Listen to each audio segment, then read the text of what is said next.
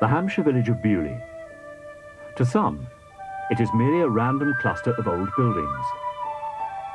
To others, English culture. Are these buildings inconvenient, drafty relics with insanely high maintenance costs?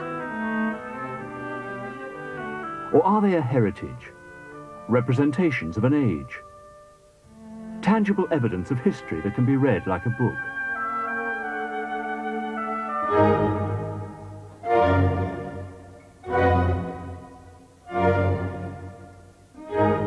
This too is heritage, but to many it is junk.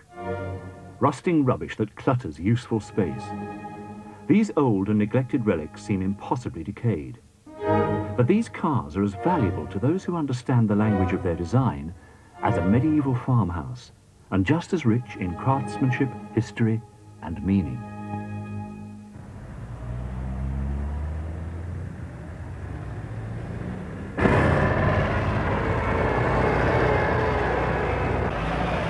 It is late summer, and the lanes around Lord Montagu's stately home at Bewley throb to the rumble of elderly engines.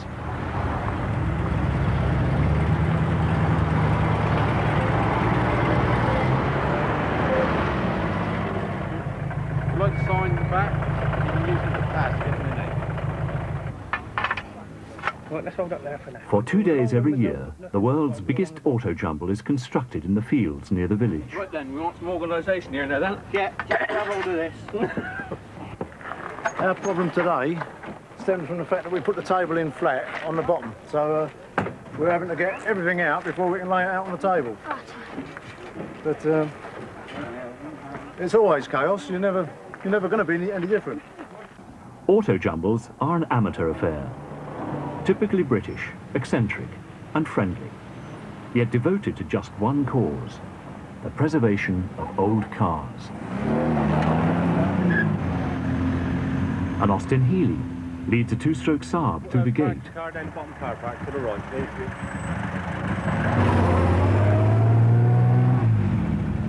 A pre-war Wolseley Hornet and breakfast.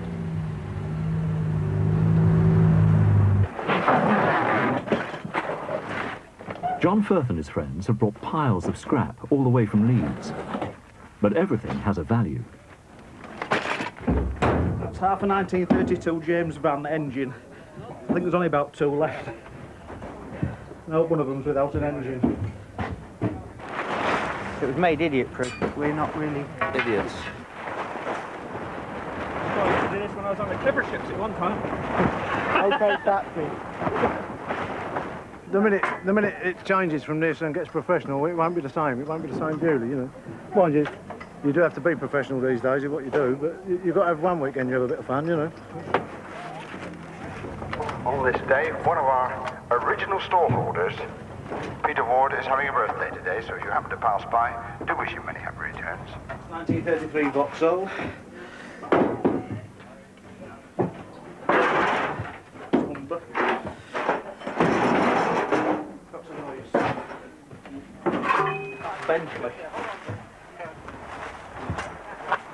Bentley, half a diff. Oh, I see you are fast starting it. Well done. That's Austin 12. Hey? That's Austin 12, really. It's useless. It's worth what it weighs. It's the other half of the Bentley.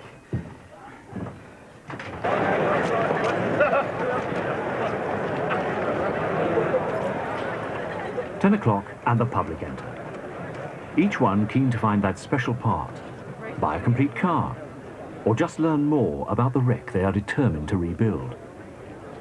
The trick is to look uninterested, casual, and if possible, broke. But beneath this carefully cultivated camouflage are the expert restorers who know the value of everything. You got the other one, have you? I think I've enough bits, I've got to check. Yeah. But I think I've enough to make a pair, and then that's 120 quid. So what's the best you can do then? 40. 40? Yeah, that's absolutely it. I'll think about it. Fair enough. Is it for a 7 or a mog? Yeah, it's for a 7. But as I say, I bought the other one yesterday for 15 Did you? quid. Well, you did well. That's 45 quid. And I got rim as well yesterday. I mean, I don't know, do you want it for a repro Ulster or something? Yeah. Yeah, well, I mean, that's what screwed the price of the lamps up. I mean, they were always difficult to find. I mean, yesterday I got a bracket and a bezel for 15 quid. Well, you did very well, you know. But I said, you know, if they go back home, they're going to be a complete pair of lamps, and they'll be here next year for 120. 35. No, £40, that's it. You haven't got a rim anywhere. Not here. It would have been on them, and it wouldn't have, you know, I'd have put it on if I'd have had one here. But I'm sure I got one at home, and I think I can then make a pair up. What do you think? Do you want to make something a bargain or something? They've always been a difficult one to find, but I mean, obviously with everybody screwing Ulsters together, there's a much bigger demand now. Go on, I'll do it. Begrudgingly. It all depends how badly you want it. The same goes for complete, or rather incomplete, cars. The vehicle's complete. Don't put any oil in yet. For the first time, Christie's will auction rusty wrecks, rather than fully restored vehicles. Their marquee is a treasure trove of classics that have seen better days. This incomplete 1951 Jaguar XK120 Roadster has a reserve price of £12,000. One of the first Japanese classics to come under the hammer will be this 1967 rotary engine Mazda. What can engine would have been that? Sorry? What can engine would have been on that? What would have been on the commune? Would have been rotary, would it? Oh yeah, that's the rotary. More conventional is Lot 17, a 1934 Wolseley Hornet Special. Everyone is interested to see what Christie's can raise on such unpromising material. One of the first in the catalogue to go under the hammer is a completely decayed Bentley, and not even a rare one at that. This car, may not entirely believe me, but was driven off the trailer into the marquee. Lot 21, the 47 Bentley Mark 6. Whoever buys it will probably end up here. This stall has been pitched at Bewley for the last 20 years. Inside these anonymous red boxes are discontinued but essential oil seals. This one here is a very scruffy looking oil seal. They're very valuable. This is an Austin Big 12, heavy 12/4, 1928 to 30. Right? Although they're rusty, you see, it's been around all this time, for years and years, lying in somebody's garage. And they write to me and tell me what they've got, so I have to do a bid. But it's still usable, you see. It's cleaned up. It's not being used on a vehicle. But it's still operational, you see, because the leather inside is perfect. But it's all you can get. So one has to use it. But it's there. And being as these cars really don't do a high mileage, they only go to a show and back, does the job. Not even an oily fingerprint spoils this rather over-restored Alvis. It's one of 40 or so privately restored cars for sale, not by auction, but by price. How about £35,000 for a rare Italian classic? An Alfa Romeo Giulietta SS. Or memories of a trip to the seaside in a mid-50s Ford Popular.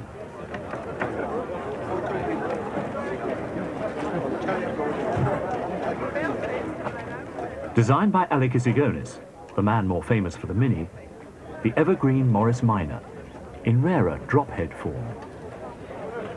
This is a fake, a kit car based on a mid-30s Duesenberg. An original will be worth more than the total of all the cars on sale here. Well-restored chrome bumper MGBs are now among the most desirable British sports cars.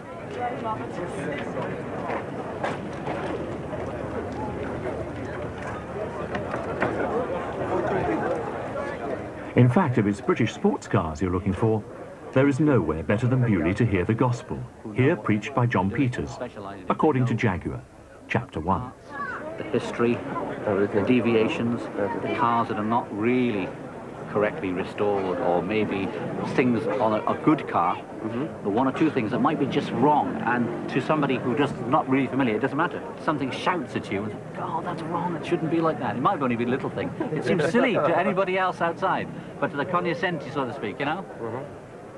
It's wrong, and if it's wrong, that could mean the difference. It could be, well, the difference between somebody will buy it and they won't, and with a rare car, say an XK120 fixed head, 120, which is a very low production car, isn't it? If you talk about that, I mean, that could be 60,000, 70,000 pound car in mint condition. But if somebody doesn't do that right, well, it could be 10,000 pounds off the price, and for something very silly, which might have cost him 500 pounds.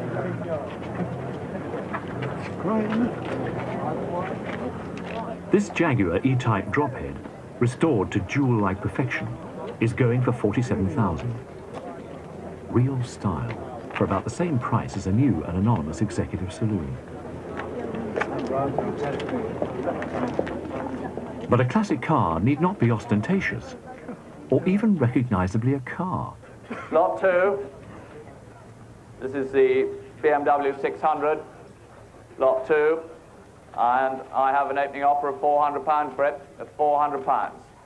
At £400, this little BMW at £400. Any advance? Yes, 450, 500, against 250, 600, 50, 700, 750, 800, 850, 900, 50, 1,000, £1,000 beside me, at £1,000 beside me. You're out at the back at £1,000 for £1,000. The bid's beside me. Anybody else want it for £1,000? Selling on my left at 1,000 then. Last time for £1,000. David? Built in 1957, and probably the rarest car on sale, it's a bargain.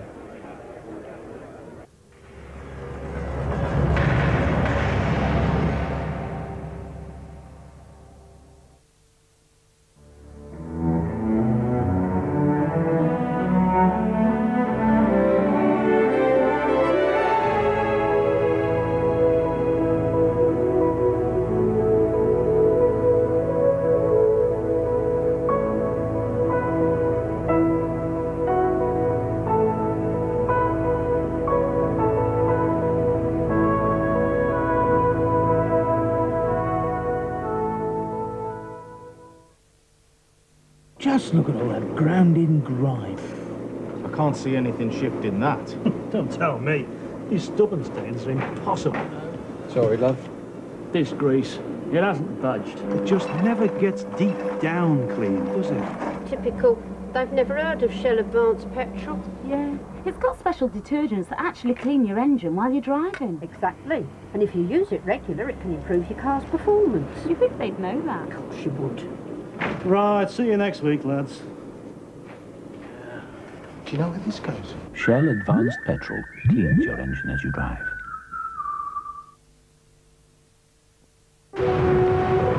At British Gas, we've made a commitment to our customers. If you take out a service care contract, we will do our utmost to repair your central heating system the same day. All you have to do is ring before 7:30 p.m.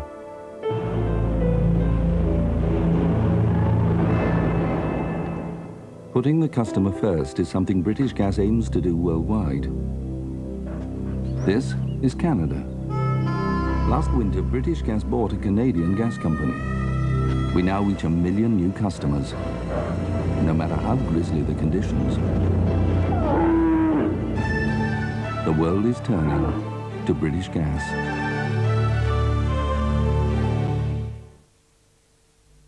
AA AutoQuote could find you a better deal on your car insurance. For a free quote, call free on 0800 444 777 tomorrow. I'm just over the rim now, to the west, Gustav Holm, but in front of me, the spectacular Mount Forel Glacier. Since the Ice Age, this mighty glacier has gouged its unstoppable path to the Straits of Denmark, where it breaks off into the sea to form massive Carlsbergs. Oh, God. Sorry. Are the footprints a problem? Just wait at the bottom, there's a good chap. I feel a complete amateur. No, honestly, you mustn't. In 1977, Formula One racing was discontinued here. It was found to be too demanding, which is why BMW test their chassis and suspensions here today.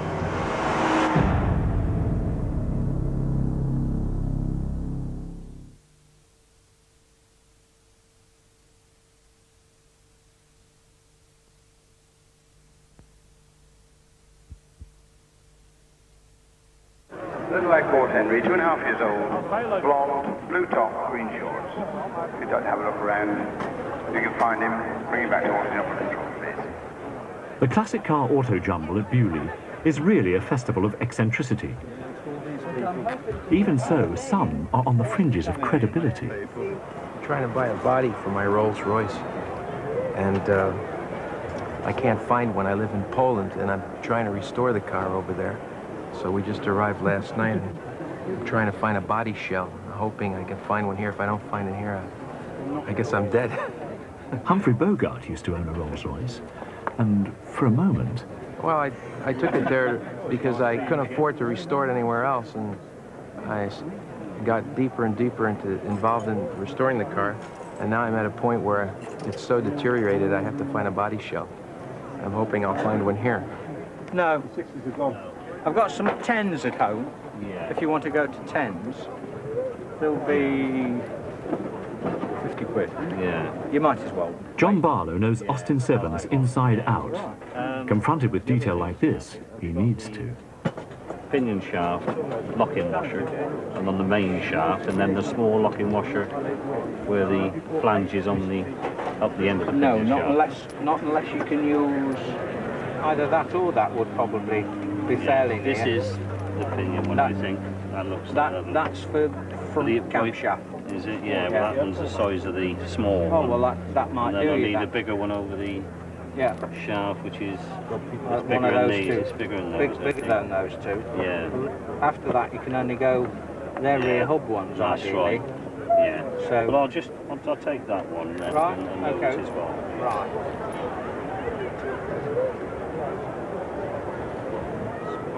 The blunt request for a Rolls-Royce body is phasing the stall holders. So Bogart tries for the small parts first. These are little parts and bits and pieces for post-war Mulliner or James Young or any kind of Rolls. Crank handle, switch for the hood to make it go up and down, a dome light switch, and catches and. Right. Now the overcent, I think probably those, a lot of them you get from that chappie in the export centre in London. I'm trying to think of his name and I can't. If you can give me a phone number, because there is a place in London who does a lot of post-war, and also the other people to contact is W.A. Price. Oh yeah, because they break quite a few. I have them right here. W.A. Price. Yeah, I was going to say they break quite a lot. Okay. And you might well find. How about a body shell?